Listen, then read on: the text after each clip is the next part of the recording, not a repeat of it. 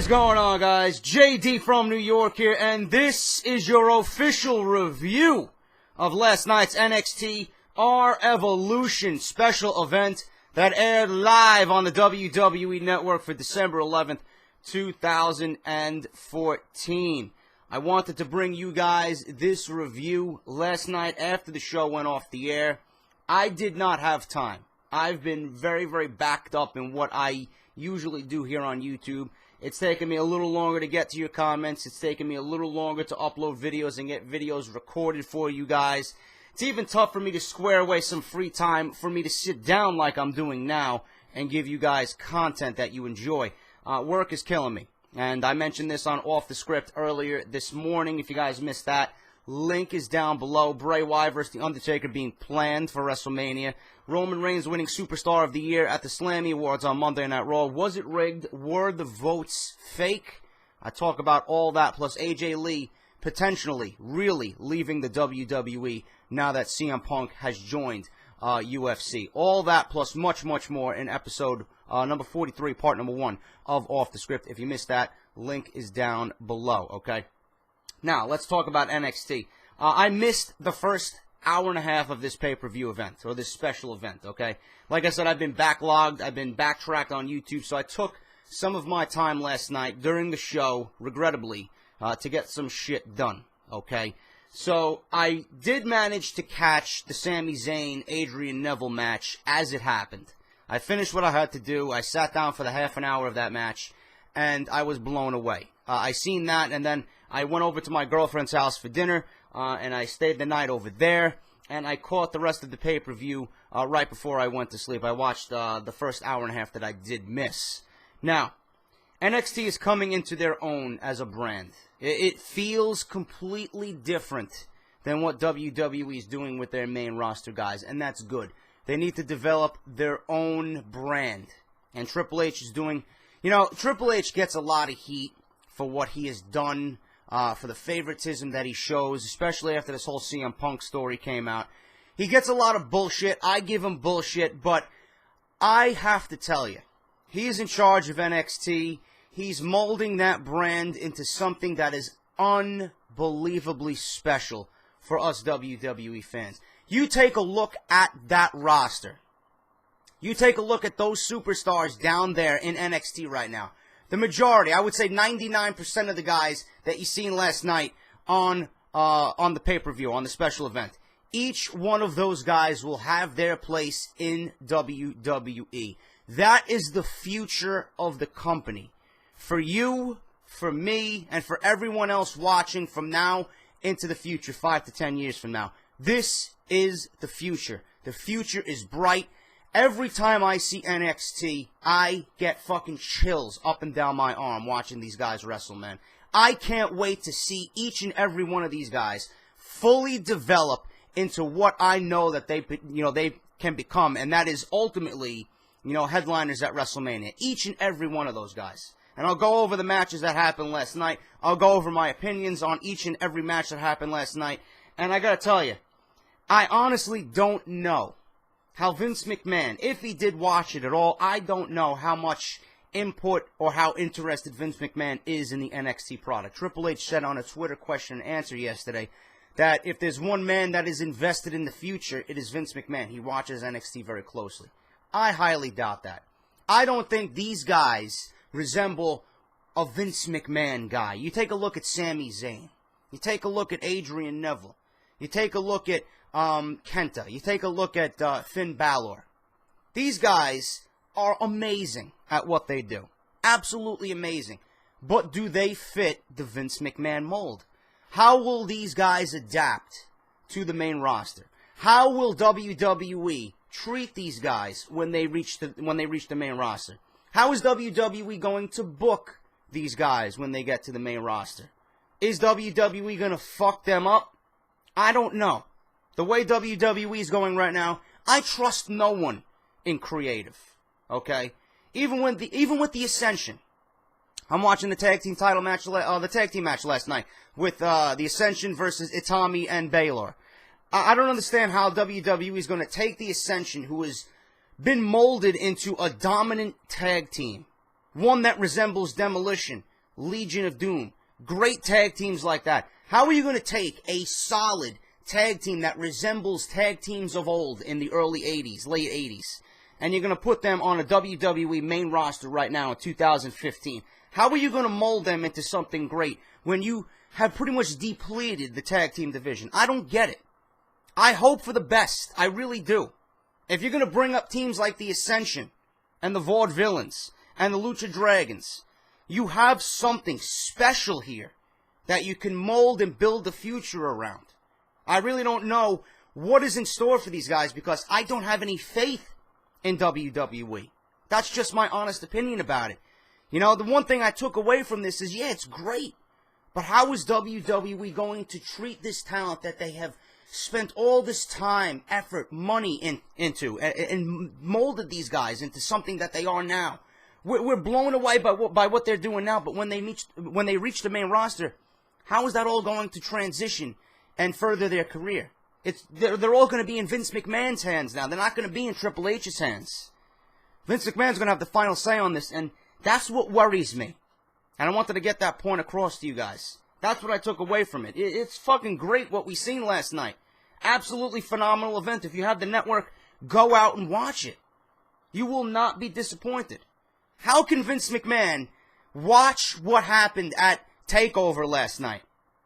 And then we transition into Sunday's Hell in a Cell, which I will be reviewing, by the way. Don't forget it. As soon as it goes off on the WWE Network, I will be right here immediately following the show. Review will probably go up around midnight, so don't miss that. But how does Vince McMahon check that out and watch TakeOver, and we get to Sunday at TLC? I don't know. Did I mention Hell in a Cell? I don't know. I don't know what the fuck's going on, man. It's early. I got my fucking cup of coffee. Whatever. Hell in a Cell, TLC, it's all the same shit. TLC, you watch it on Sunday, and then you realize, you know what? NXT is outperforming WWE. I don't get it. I don't get it. How, as a WWE fan, can you watch NXT, and then we transition into TLC, and be like, what the fuck am I watching here? What am I watching? You got the developmental guys, most of them anyway, you know, who are, you know, they're not amateurs. They know what they're doing. They're seasoned veterans just kind of being molded into a WWE guy. But regardless of that, you watch this special event, and then you watch TLC. What are we supposed to think? WWE, all I know is the guys that are competing at TLC really, really, really, really need to raise the bar on what they can do. Because if you're going to be outshined by NXT, it's not good. And I've always said this, and I've been saying this for the past couple of NXT reviews that I did. The only competition WWE has is what is down in developmental. WWE's main competition is NXT. If I was a Randy Orton, if I was a Dean Ambrose, if I was a Bray Wyatt, a Seth Rollins, even a John Cena, and I seen these guys put on the show that they did last night with Zayn, Neville, etc., I'm thinking, who the fuck are these guys? They're not upstaging me. I'm going out there, if I'm Dean Ambrose or Bray Wyatt, I'm going out there at TLC, and I'm going to fucking tear the roof off that fucking arena. I'm going to shed blood. I'm going to do what they want to do, and that's be on the main roster and impress. They got to step up their game. That's good. Competition is good. Competition from within is good. If the guys down in NXT can put on that good of a show, WWE and the main roster guys should do even better than what we've seen at TakeOver. That's just the way it is. I doubt it. But from a fan standpoint, how can you watch NXT and then go watch TLC? It doesn't make any sense to me. You know TLC, and I know, you guys know, everybody knows that TLC is not going to outclass NXT TakeOver and what we seen last night at our Evolution. There's no way. There's no possible fucking way that is going to happen. This event last night was phenomenal. We're going to break it down. Kevin Owens. Kevin Owens debuted last night, and he is a beast. An absolute fucking beast. CJ Parker was his opponent. Handled him pretty quickly. All right. The one thing that happened during this match is CJ Parker with a open palm strike to Owens' face. I don't know if Owens has a broken nose. I don't know what happened there. He was cut right on his nose, and you've seen it throughout the night when he came out in the main event as well to congratulate Sami Zayn. He was even bleeding then. He was bleeding profusely in the ring. The referee had to put blue gloves on after the match was over. Owens won, and the referee was wiping him down with a towel or whatever it was. And he was busted open bad. I don't know if he's got a broken nose. I'll find out more, and if I do, I'll report it on Off the Script. But Owens was impressive. Reminds me so much of what Mick Foley is. So much of what Terry Funk is. But youthful, obviously. Okay? Owens is a fucking beast. Owens is going to rule NXT until he reaches the main roster. I'm not familiar with his work in Ring of Honor. I do not watch Ring of Honor. Okay? I knew who he was. I just didn't take any initiative and watch some of his matches. Okay? I watched maybe one or two while I was over at a friend's house who was heavily into Ring of Honor. So I did see the work that he did right there. I was impressed. And even when I first seen him wrestle in Ring of Honor, I'm like, this guy would be fucking awesome in WWE. Now he's got the opportunity. Took care of CJ Parker in his debut. Got a great look. I want that t-shirt that he had on last night. That's pretty much just says KO with the NXT logo on the back. Owens is going to be a beast, and the agility of a man his size, suicide dive over the top rope last night was absolutely fucking beautiful, to the point where I raise my eyes and be like, this guy's the real deal. This guy is the real deal. So if you guys obviously watch Ring of Honor, you know that already. I'm seeing that now in WWE. Kevin Owens is going to be a vital part of the future, not only of NXT, but of WWE, and I'm going to be excited. I'm going to invest my time in watching him grow. Absolutely great debut. Crowd was into it. Kill, Owens, kill. Can't wait to see it, man. We'll talk about more Kevin Owens as the review goes on, because he did play a vital part in the main event, okay? Moving on, the Lucha Dragons versus the Vaudevillains. Two tag teams that I really, really, really enjoy watching. The Vaudevillains, I didn't get a chance to say this because I don't review much NXT, but their introduction, their ring entrance is fucking absolutely phenomenal. I love it. It's different. It's unique. But again, you gotta wonder, how is Vince McMahon going to take these guys and put them on the main roster and care for them on the main roster? These guys, when it comes to tag team wrestling, you need two guys who just gel and mold together. And you can see that they're a tag team. They're not some two random guys just thrown together, and we call them a tag team. These guys got their characters down. The whole thing, from the ring entrance to the way they move in the ring and their mannerisms in the ring, fits what a tag team should be. WWE utilizing the Sin Cara character after the original Sin Cara was let go. He's down in Mexico now, doing what he's doing. WWE had the rights to his name, so they got Hunico under the mask, utilizing that character. Brilliant move by WWE. Kalisto, another guy. These guys gel together as a tag team. They are the NXT Tag Team Champions. They did retain last night, but you got two teams here, the Lucha Dragons and the Vaudevillains, with the Ascension. Then you got Stardust and Goldust. Then you got the Usos. Then you got A New Day. You got tag teams that can revitalize your division in modern day WWE. All up to WWE now to take what they have in NXT, mold them, and bring them slowly up the ladder until they make their debut. The Ascension apparently is going to have a video package on SmackDown, so they now are breaking through to the main roster. I can't wait to see it. Again, like I've been saying throughout this review, how is WWE going to handle such a great tag team? A great tag team that reminds us and resembles tag teams of old in modern-day WWE. That's going to be the challenge. I don't think WWE is going to, do anything good by them, but we'll see. They pretty much have to, because you don't see tag teams like the Ascension come around, often. So they have to be careful in how they book the Ascension. The Lucha Dragons retain the tag team championships over the Vaudevillains. Two teams that I love.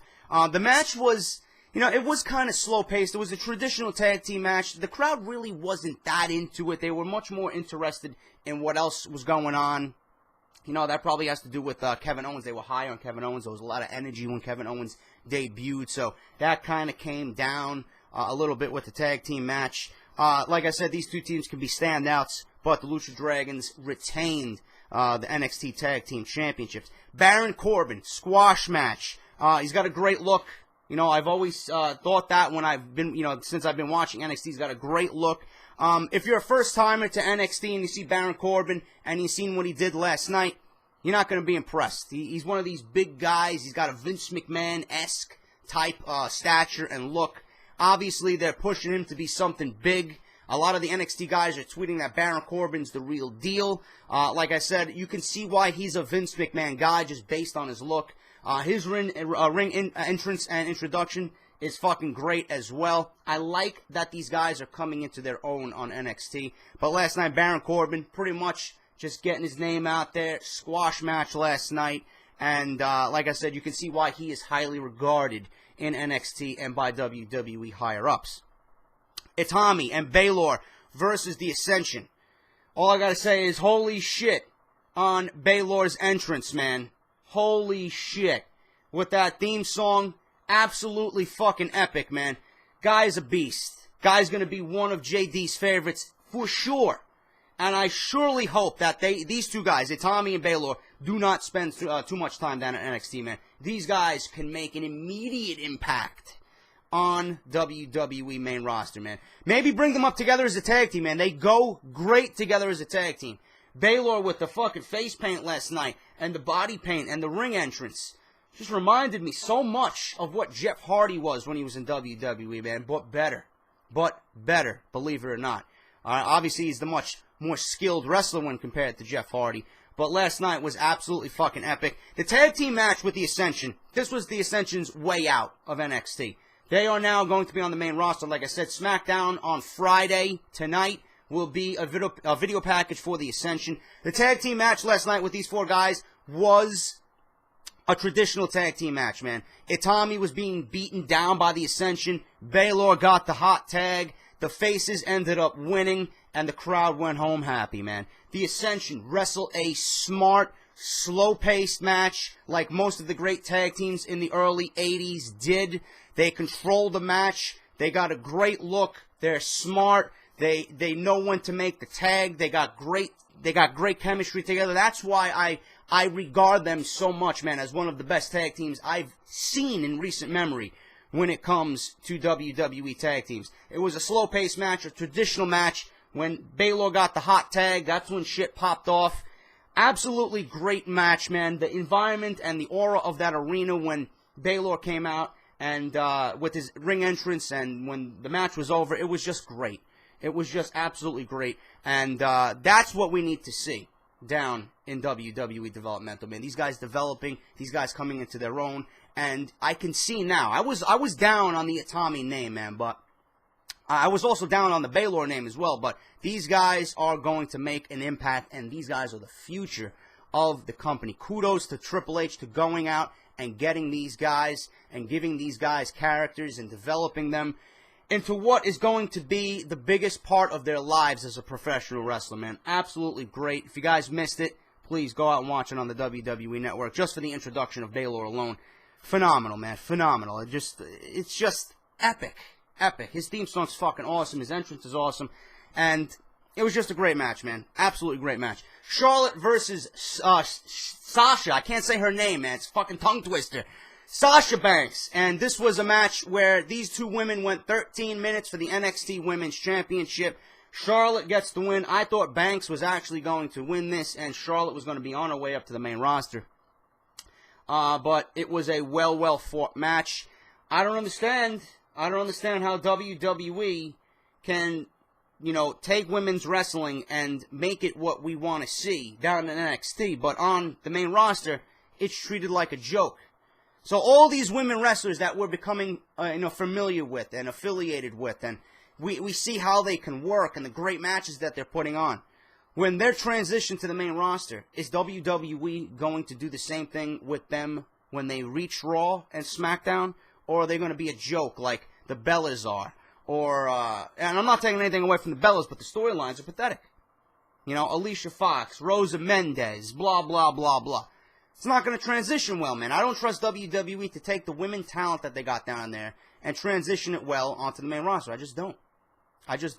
But regardless of that, Charlotte won. Great match. Great wrestling match. The story that they told in the ring was great. I was not bored with a women's match like I usually am on Monday Night Raw or Friday Night SmackDown. Charlotte gets the win. She retains. And Sasha Banks is, she lost. She lost. Pretty simple. Moving on, we got the main event. Sami Zayn versus Adrian Neville. I seen this live as it happened. And like I said, I watched the remainder of the pay-per-view that I missed over my girlfriend's house. Sami Zayn is an absolute fucking monster, man. Last night, he won the NXT title, defeated Adrian Neville. The entire match was unreal. Probably one of the matches of the year. WWE gives out a Slammy Award for Match of the Year. They should have waited. They should have waited because, without a doubt, Zayn versus Neville last night would have been in the running for Match of the Year. People were even tweeting Match of the Year last night. That's how great it was. These two work so well together. I could see these two headlining a WrestleMania together. That's the kind of main event we got to see at WrestleMania. Zayn wins the title. Adrian Neville gives up the belt after 300-plus days of being NXT World Champion. The atmosphere last night with Zayn winning and the NXT locker room coming out, it was a great moment, man. I felt proud. I felt happy for Sami Zayn for finally reaching that plateau. He is now NXT champion. Kevin Owens, his best friend, comes out, hugs him. The cut that he had on his nose opened up again. You see the blood dripping on him. Just a well-deserved win. The admiration from his friends and his peers in the ring. Sami Zayn living it up. Just eating that up, man. You know he was fucking thrilled. He didn't want to leave the ring. That's how fucking happy he was. But when all the dust cleared, Sami Zayn getting ready to go to the back. Kevin Owens comes back out. Gives him a pat on the back. And then all of a sudden, shoves him down onto the steel grates. The steel ramp coming down to the ring. Shoves him down. And in an instance, I sat there on my couch with my jaw dropped. I never in my life seen someone powerbomb someone else with so much force on the ring apron to the point where Sami Zayn's back and his neck snapped back. I thought the man was fucking crippled. That's how devastating that was, man. I don't know what Kevin Owens was thinking, but it's got me fucking excited for a future match. You guys were tweeting me that this is going to be phenomenal. I absolutely agree with you. I can't wait to see what these two have in store. I just hope for Sami Zayn's sake that he's actually okay. Because the bump he took last night after wrestling 30 minutes with Adrian Neville was unreal. Nothing I've ever seen before. Like I said, to the point where Regal had to come out, refs and officials came out, ushering for fucking doctors and help. I don't know what was going on, man. If I find a report on Sami Zayn, I'll let you guys know on Off The Script, but that was absolutely one of the most vile, vicious maneuvers I think I've seen all year in 2014 on WWE programming, man. Fucking unbelievable. But, doesn't take anything away from what happened in the ring during that match. Two guys that fucking work absolutely unreal with each other.